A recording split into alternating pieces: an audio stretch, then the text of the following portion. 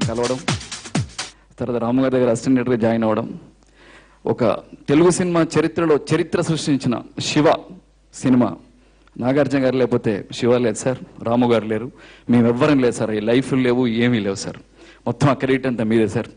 అలాగే అమల గారు నాకు బాగా గుర్తండి, నాకు మధ్యాహ్నం పైన ఎక్కలు లెక్కలు తెలంగాణ సాంగ్ షూటింగ్ అండి, మెట్ల మించి పడిపోయానండి క్లాప్ బోర్డు పట్టుకుని, కాలంతా స్వెల్లింగ్ అండి, మీరు దాదాపు 20 minutes నాకు ఐస్ పెట్టారండి, దట్స్ వాట్ యూ అండి.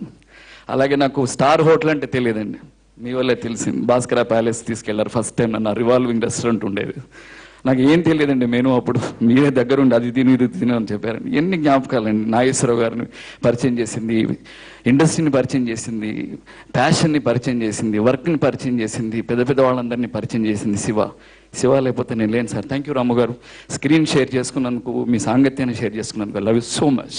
థ్యాంక్ యూ నాగార్జున గారు.